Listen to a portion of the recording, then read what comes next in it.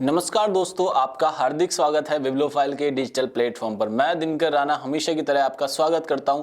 फिर से एक नया वीडियो सोल्यूशन लेके आया हूं। आइए क्वेश्चंस के बारे में डिस्कस करते हैं। पहला क्वेश्चन, निम्नलिखित में से कौन सी किताब अमिताभ घोष के द्वारा लिखी गई है? अमिताभ घोष ये भारतीय राइटर हैं और बहुत बड़े राइटर हैं, ठीक है। इन्होंने कौन सी पुस्तक लिखी है? Junglenama, 400 days, battlefield, back to the roads. तो ये पुस्तक लिखी है अब जंगलनामा किसने लिखी है? अमिताभ घोष ने लिखी है। ये बात आप लोग यहां से ध्यान रखना कि अमिताभ घोष ने कौन सी पुस्तक लिखी है बच्चों? अमिताभ घोष ने जंगलनामा। जंगलनामा जंगलनामा जो बताता है सुंदरवन के बारे में बताता है। सुंदरवन में दो कैरेक्टर है बच्चों, यानी एक तो पर्यावरण की रक्षा कर रहा है, एक पर्यावरण को उजाड़ रहा है, यानी कि अमीर व्यक्ति है। तो उन दो कैरेक्टरों की बातें ये करता है। सुंदरवन का जो डेल्टा विश्व का सबसे बड़ा डेल्टा है, विश्व का सबसे बड़ा डेल्टा है। ये बात आप लोग यहां से ध्यान रखना है, विश्व का सबसे बड़ा डेल्टा है। और किस नदी पर बनता है बच्चों? गंगा और ब्रह्मपुत्र नदी पर यह बनता है। किस नदी पर बनता है? गंगा और ब्रह्मपुत्र नदी पर यह बनता है। ये बात आप लोग यहां से ध्यान रखना, ठीक है। गंगा जो रिवर है इसके अलग अलग जगह पे अलग अलग नाम है। गंगा और ब्रह्मपुत्र रिवर के बहुत अलग अलग नाम है और अलग अलग जगह पर है। जैसे पहले अगर तिब्बत की बात की जाए तो तिब्बत में इसका नाम क्या है बच्चों? सांगपो। तिब्बत में नाम क्या है रिवर का नाम है सांगपो। अरुणाचल प्रदेश में इसको दिहांग सियांग बोलते हैं अरुणाचल प्रदेश में। अरुणाचल प्रदेश में क्या बोलते हैं? दिहांग बोलते हैं और सियांग बोलते हैं। दिहांग और सियांग बोलते हैं, ठीक है। अरुणाचल प्रदेश में प्रवेश करती है, अरुणाचल प्रदेश से भारत में प्रवेश करती है, भारत में प्रवेश करती है, ठीक है। किस अगर पास या दर्रे की पूछ ले आपसे, दर्रा यानी कि पास का नाम है यांग पे दर्रा। ये बात आप लोग यहाँ से ध्यान रखना। आप लोग सारे बच्चे इस पास को या ध्यान रखिएगा। कहाँ से भारत में प्रवेश करती है? अरुणाचल प्रदेश में। अगर आपसे ये पूछ ले कि ब्रह्मपुत्र नाम कहाँ रखा जाता है, तो ब्रह्मपुत्र जो नाम है बच्चों कहाँ रखा जाता है? ये असम में रखा जाता है। ब्रह्मपुत्र नाम इस नदी का असम में रखा जाता है। ये बात आप लोग यहाँ से ध्यान रखिए, ब्रह्मपुत्र। और भारत की सबसे लॉन्गेस्ट रिवर जो है भारत में बहती है उसका नाम है गंगा, ठीक है। और इसकी लेंथ हमेशा मैं बताता हूँ 5 का स्क्वायर कर दो, क्योंकि 5 राज्यों से निकलती है। 5 राज्य कौन कौन से हैं? एक का नाम है उत्तराखंड। एक का नाम उत्तराखंड किससे अलग होता है? यूपी से। यूपी के बाद ये जाते हैं बिहार में, और बिहार के बाद कहाँ जाते हैं बच्चों? ये झारखंड में। बिहार से अलग हुआ राज्य कौन सा है? झारखंड है। और झारखंड के बाद कहाँ जाती है? वेस्ट बंगाल। तो 5 स्टेट हो जाते हैं, और 5 का 2 बार स्क्वायर कर देते हैं तो क्या हो जाता है? 25 और 25 किलोमीटर लेंथ इसकी टोटल लेंथ निकल के आ जाती है। ये बहुत बार मैंने आपको बताया है। अब एक क्वेश्चन बनता है कि गंगा किनारे बसा हुआ सबसे बड़ा शहर कौन सा है? तो आपका आंसर होगा वाराणसी। आपका आंसर क्या होगा बच्चों?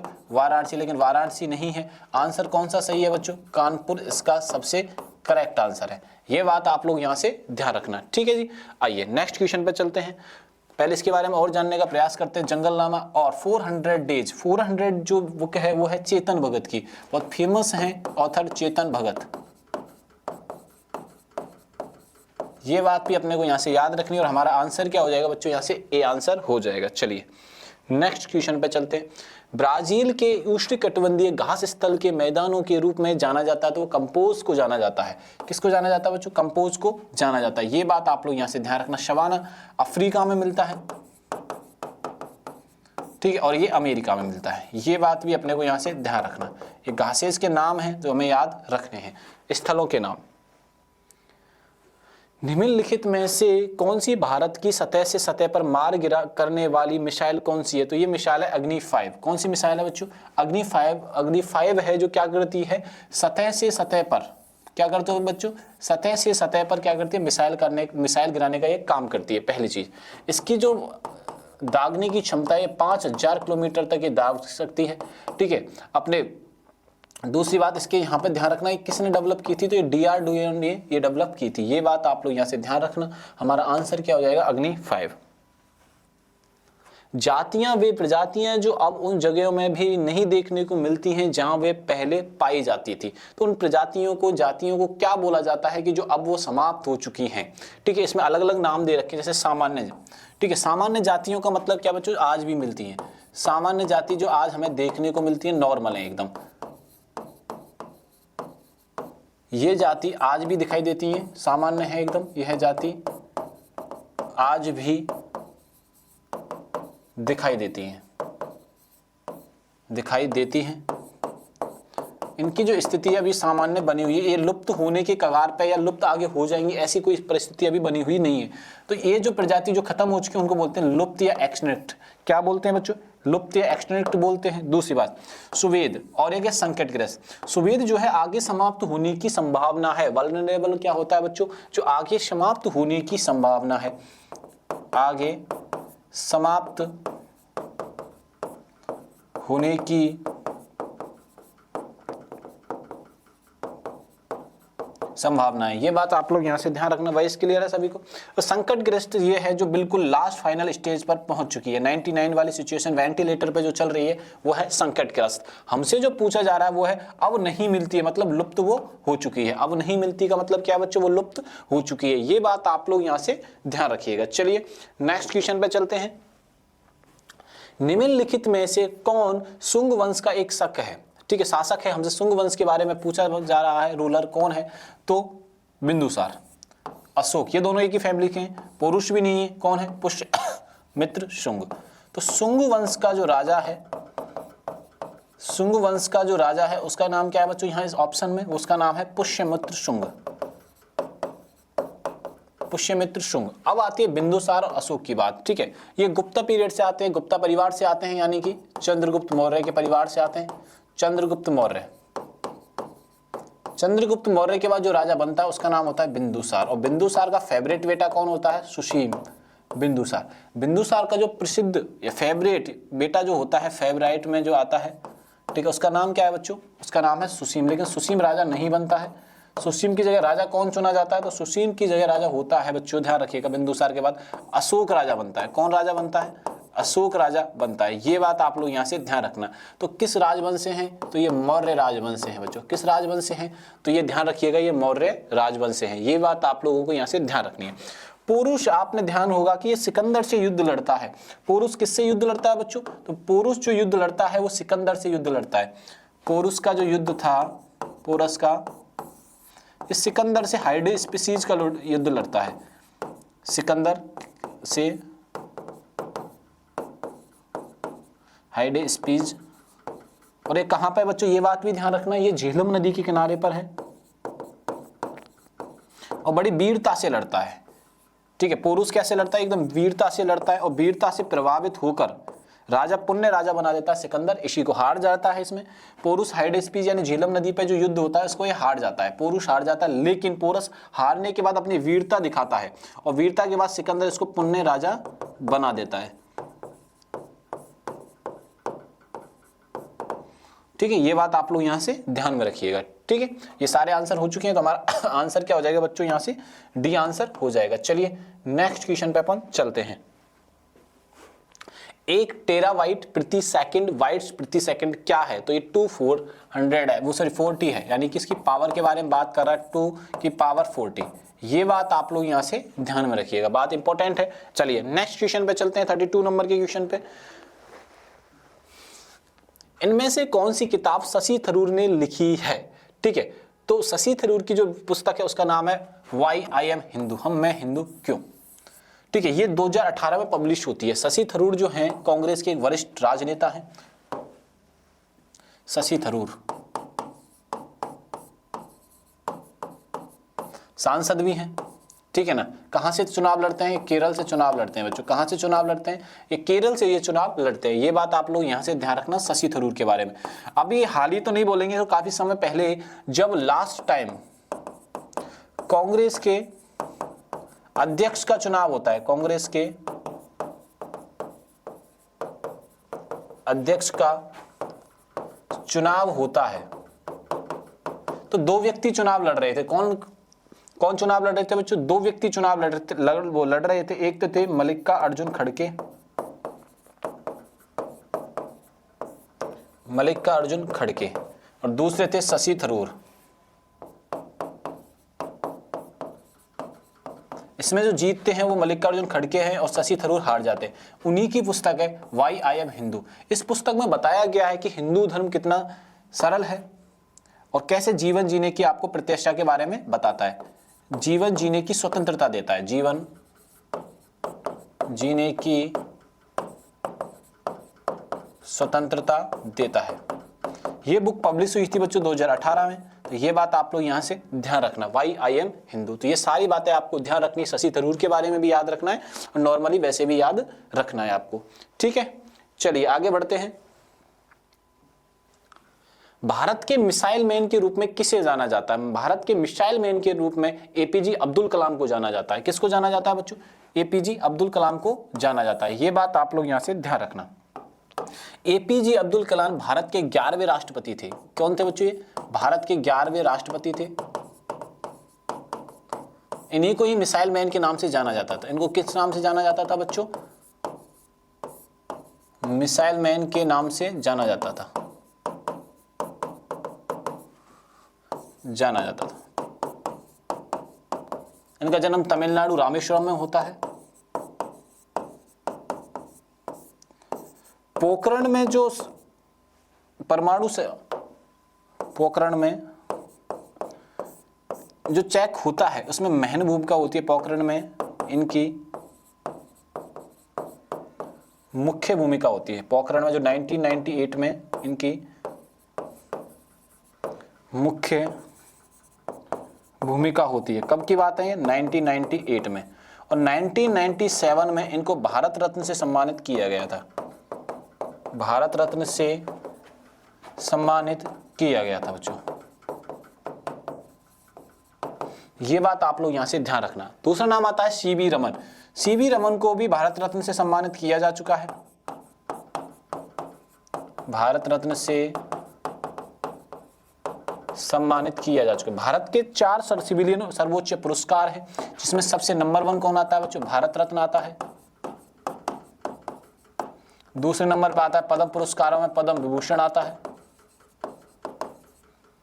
3 नंबर पद्म भूषण आता है बच्चों और 4 नंबर पर आता है पद्म श्री। ये बात आप लोग यहां से ध्यान रखिएगा। ये सारी बातें आपको यहां से ध्यान रखनी है। सीवी रमन को 1930 में नोबेल प्राइज भी मिला था फिजिक्स के अंदर। नोबेल प्राइज भी मिला था। कब मिला था? 1930 में मिला था। किसके लिए मिला था? फिजिक्स में मिला था। यानी कि इनको भौतिकी में नोबेल प्राइज से सम्मानित किया गया। तो पहले भारतीय थे जो साइंस में नोबेल पुरस्कार सम्मानित किए जाते हैं। और फर्स्ट ओवरऑल भारत की जब बात की जाती है तो 1913 में पंडित जवाहरलाल नेहरू ने रविंद्रनाथ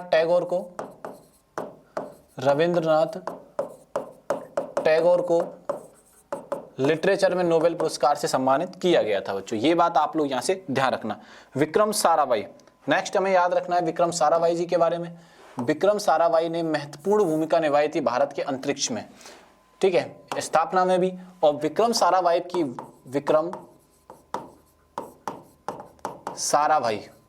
की वाइफ का नाम है मृणालिनी साराभाई, ठीक है, मृणालिनी साराभाई। और किस नृत्य से संबंध रखती हैं ये? भरतनाट्यम से संबंध रखती हैं। किस नृत्य से संबंध रखती हैं बच्चों? ये बात ध्यान रखना। तो इनका जो संबंध है वो है भरतनाट्यम से। ये बात आप लोग यहां से ध्यान रखना। और भरतनाट्यम भारत का क्लासिकल डांस है और सबसे प्राचीनतम में से एक डांस ये आता है, ठीक है। ये सारी बातें हमें इनके बारे में याद रखनी है। चलिए नेक्स्ट क्वेश्चन पे अपन चलते हैं। इंटरमीडिएट रेंज बैलिस्टिक मिसाइल अग्नि 4 का सफलतापूर्वक परीक्षण से किया गया है श्रीहरिकोटा आंध्र प्रदेश, पोखरण फायरिंग राजस्थान, एपीजे अब्दुल कलाम द्वीप ओडिशा से। ये बात आप लोग यहाँ से ध्यान में रखिए। एपीजे अब्दुल कलाम जी के बारे में खूब सारी बातें जान चुके हैं। चलिए नेक्स्ट क्वेश्चन पे अपन चलते हैं, 35 नंबर के क्वेश्चन पे, और ढंग से इसको करिएगा भैया। आ जाइए। भारतीय संविधान, भारत का कैसा संविधान है बच्चों? लिखित संविधान है। विश्व का सबसे बड़ा लिखित संविधान, विश्व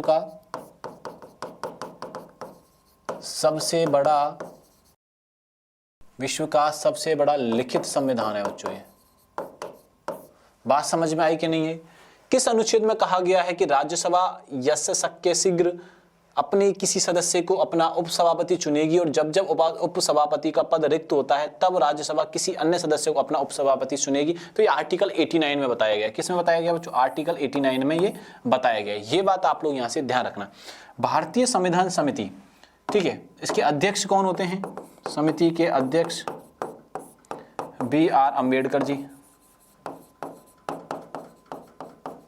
ये बात आप लोग यहां से ध्यान में रखिएगा, समिति, ठीक है। और इस लिखित संविधान को लिखने में समय लगा था 2 ईयर 11 मंथ 18 डेज। अडॉप्ट जो किया जाता 26 नवंबर 1949 को किया जाता है। लागू जो किया जाता है 26 जनवरी 1950 को। ये रिपब्लिक डे के रूप में भारत मनाता है इस डे को, ठीक है। ये बात आप लोग यहां से ध्यान में रखिएगा। चलिए नेक्स्ट क्वेश्चन पे चलते हैं, 36 नंबर के क्वेश्चन पे आइए। मानव मस्तिष्क का कौन सा भाग सीधी रेखा में चलने के लिए उत्तरदायी है? जैसे अनुमस्तिष्क, सेरिबेलम, मेडुला, प्रमस्तिष्क, मध्यांश, ठीक है। ये बात आप लोग यहां से ध्यान रखना, टॉन्स। अब आगे हम चलते हैं तो किसके चलते हैं? सेरिबेलम के बारे में चलते हैं, ठीक है। सेरिबेलम क्या करता है? ये संतुलन बनाने का कार्य करता है। किसका बनाने का काम करता है? ये संतुलन बनाने का शरीर में कार्य करता है। बात समझ में आई कि नहीं है? शरीर में संतुलन बनाने का कार्य, संतुलन बनाने का कार्य सेरिबेलम करता है। ये बात आप लोग यहां से ध्यान में रखिए। चलिए नेक्स्ट क्वेश्चन पे अपन चलते हैं, नेक्स्ट क्वेश्चन करते हैं।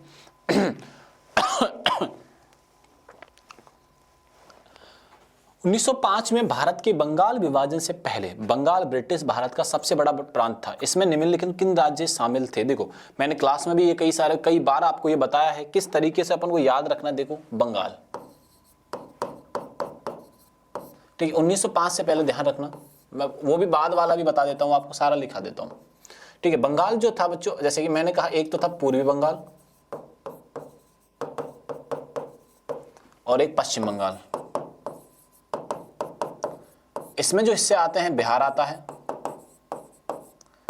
ओडिशा आता है, झारखंड आता है और वेस्ट बंगाल, आज का जो वेस्ट बंगाल है वो भी इसी में आता है, ठीक है। अब पूर्वी बंगाल यानी ईस्टर्न बंगाल की जब कहानी आती है, ईस्टर्न बंगाल की जो कहानी आती है बच्चों, उसमें क्या याद रखना है? इसमें आज जो जाना जाता है वो बांग्लादेश के नाम से जाना जाता है। किसके नाम से जाना जाता है?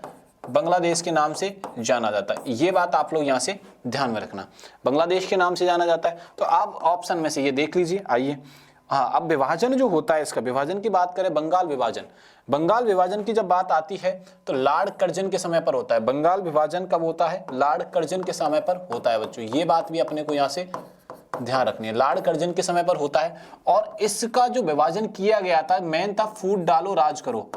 इसका मेन जो उद्देश्य था, फूट डालो राज करो, राज करो, ठीक है। हिंदू और मुस्लिम में लड़ाई कराना,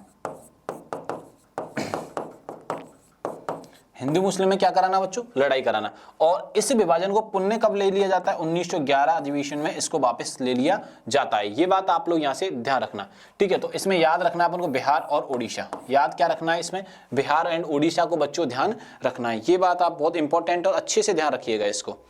चले नेक्स्ट क्वेश्चन पे चलिए। निम्नलिखित में से कौन सा भारत के सारनाथ सिंह में स्तंभ का घटक नहीं है? धर्मचक्र है, नीचे घंटी के आकार का कमल है, दक्षिण दिशा को दर्शाता हुआ नकाशीदार गाय, ये नहीं है भैया, ठीक है। ये बात आप लोग यहां से ध्यान रखना। सारनाथ जो है अशोक ने बनवाया था। ये कहां पे है? ये वाराणसी में है बच्चों। कहां पे है? वाराणसी में है, ठीक है, सारनाथ। और अशोक ने बनवाया। और यहाँ पे क्या है? बौद्ध का प्रथम उपदेश था, बौद्ध का प्रथम उपदेश था, उपदेश था। ये बात आप लोग यहां से ध्यान रखना, ठीक है। चलिए नेक्स्ट क्वेश्चन पे अपन चलते हैं। सीमांत उत्पादन संभावना के संदर्भ में निम्नलिखित में से कौन सा कथन सही है? ठीक है, प्रोडक्शन पॉसिबिलिटी फ्रंटियर। यह दो वस्तुओं के उन संयोगों को दर्शाती है, यह दो वस्तुओं के संयोगों को दर्शाती है जिनका उत्पादन अर्थव्यवस्था के संसाधनों को पूर्ण रूप से उपयोग करने के लिए किया जाता है। यह अर्थव्यवस्था की उत्पादन संभावनाओं को दर्शाती है। दोनों ही सही हैं बच्चों, दोनों ही क्या है? यहाँ दोनों ऑप्शन सही हैं। ये बात आप लोग यहाँ से ध्यान रखिएगा। क्लियर है? चलिए नेक्स्ट क्वेश्चन पे अपन चलते हैं। निम्नलिखित में से भारत में एक फसल के तौर पर वर्गीकृत नहीं किया गया है। तो खरीफ तो फसल होती है बच्चों, जिसमें ज्वार बाजरा गर्मी के समय पर बोई जाती है, खरीफ की फसल खरीफ। इसमें क्या होता है बच्चों, ज्वार बाजरा आदि बोए जाते हैं। ठीक है, एक आती है रबी की फसल, जिसमें चना गेहूं और सरसों, इन दोनों के बीच की जो फसल होती है उसको बोलते हैं हम जायद, जिसमें क्या होता है, तरबूज होता है, खरबूजा होता है, ये सारी चीजें होती हैं। ठीक है, इसके अलावा क्या दे रखा है, इसमें निशा दे रखा है, तो ये वर्गीकरण नहीं है, बाकी ये तीनों के तीनों वर्गीकरण है। और वर्गीकरण कौन सा नहीं है बच्चों फसलों का, निशा नहीं है। चलिए नेक्स्ट क्वेश्चन पे चलते हैं। भगवान जगन्नाथ के रथों का त्योहार रथ यात्रा हर वर्ष में मनाया जाता है, तो पुरी ओडिशा में मनाया जाता है। कहाँ मनाया जाता है, पुरी ओडिशा में मनाया जाता है जगन्नाथ का त्योहार। ये बात आप लोग यहाँ से ध्यान रखिएगा। बात समझ में आई कि नहीं है, जगन्नाथ ओडिशा में। ठीक है, बात समझ में आई कि नहीं है। ये 4 धामों में से एक धाम है, 4 धामों में से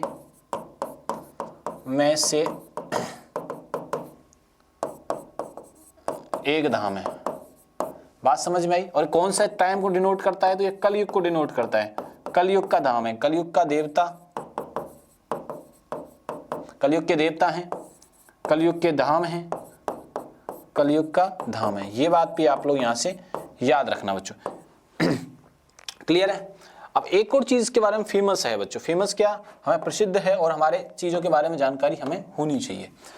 ठीक है, इसमें देखो मैं आपको बता देता हूं, इसमें जब अंदर जाते हैं, वैसे नॉर्मली मैं आपको बता दूं, जब इस मंदिर के अंदर जाते हैं तो हमें आवाज सुनाई नहीं देती लहरों की, उसके बाद बाहर आते लहरों की आवाज हमें सुनाई देने लग जाती है। इसके ऊपर से कोई जहाज या पक्षी नहीं उड़ सकता। इसमें खाना यानी इसकी जो रसोई हमेशा चलती रहती है, इसमें खाना ना तो कभी कम पड़ता है ना ज्यादा होता है, इक्वलेंस हमेशा बनाए रखा जाता है जगन्नाथ मंदिर के अंदर। यहाँ पे 3 हार्ट रखे हुए हैं, एक तो है बलराम जी का, एक भगवान श्री कृष्ण का, एक है सुभद्रा का। ये बात आप लोग यहाँ से ध्यान रखना। ठीक है, हर 12 वर्ष के बाद 12 वर्ष के बाद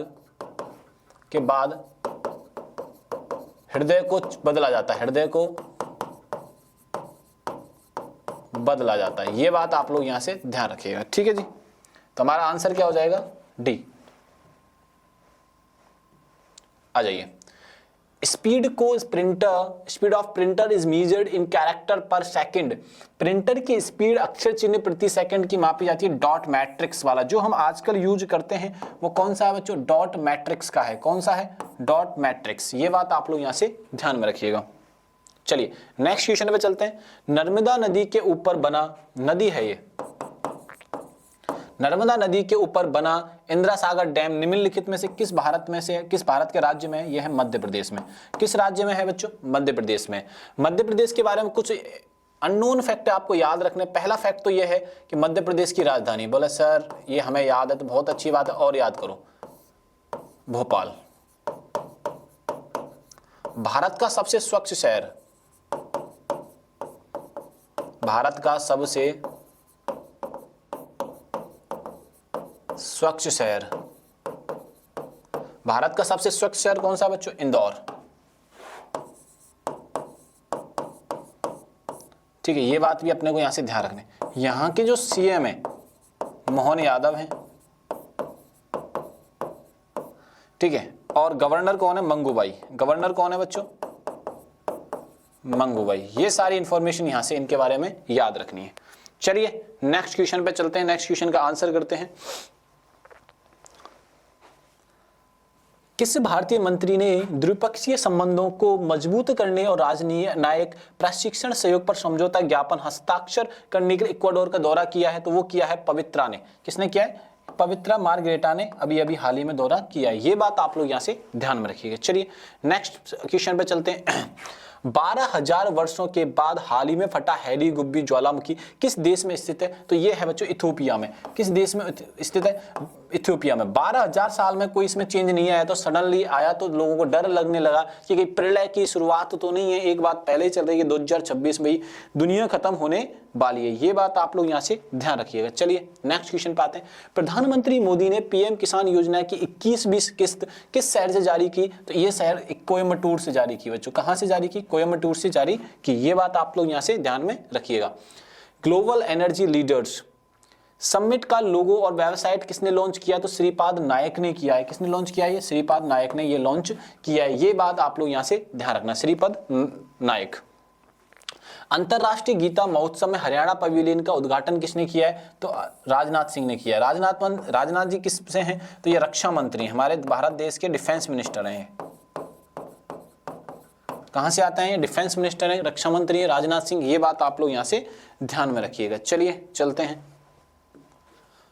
भारतीय संविधान की कौन सी अनुसूची राज्यसभा में सीटों के आवंटन से संबंधित है? तो ये चौथी अनुसूची है बच्चों, ये बात ध्यान रखना। सीटों का जो आवंटन किया जाता है वो जनसंख्या के हिसाब से किया जाता है। सीटों का आवंटन जनसंख्या के हिसाब से किया जाता है। ये बात आप लोग यहां से ध्यान रखिएगा। चलिए नेक्स्ट क्वेश्चन चलते हैं। भारत में समवर्ती सूची की अवधारणा किस देश से ली गई है? तो ये ली गई है बच्चों ऑस्ट्रेलिया से। किससे ली गई है? ऑस्ट्रेलिया से। ऐसे करके हमने 25 क्वेश्चंस का सोल्यूशन किया बच्चों।